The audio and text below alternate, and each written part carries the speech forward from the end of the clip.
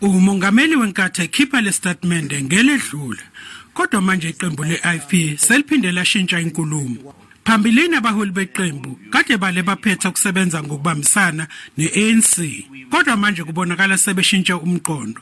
Bamemezele ukuthi bakhetha ukusebenza ngokubambisana neANC komasipala lapho lamaqembu angatholanga amavoti enele ukuba angene emandleni. Lokhu kwenzela ukuba lamaqembu asizane akwazi ukuthatha amandla okuphatha komasipala lapho omabili lamaqembu ethole amavoti engenele ukuba aphathe.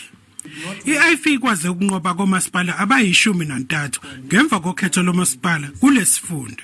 Ngemva kwalesivumelwano esisha abaIFP bazophatha kwabangama24 kwabakhona abangu54.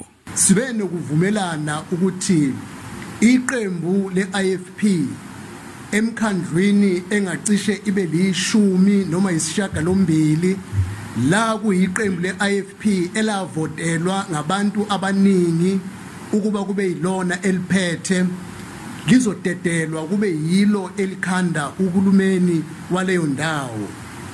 Bese kuthi la kuyiqembu likaANC okuyilona elinamakhansela amaningi, iqembu leIFP lizoba yiqembu eliphikisa ngokusemthethweni.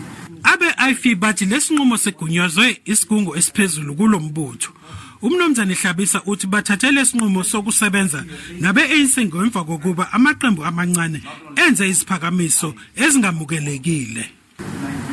Amanye alamaqembu abecela ukuthi ukuze asesekele siphathele imkhandlu elengayo ongekho unqobile kuyo, kungafuneka sibanikeze isihlalo sokuba umeya walowo mkhandlu. Abanye bethi ungafuneka sibanikeze ukuba usomlomo waselowo mkhandlu. Iqembu leANC KwaZulu-Natal lithi lezi ngxoxo zokusebenza nabe-IFP besingathwa ngabobuholi bukazwelonke. Okhulumela iANC umnomzane Nhlakanipho Ntambela uthe le nhlangano izophawula mangabe isehlaziye umbiko ngalezi ngxoxo zokusebenza ngokubambisana nenkatha. Thulane Msimanga, SABC News, eThekwini.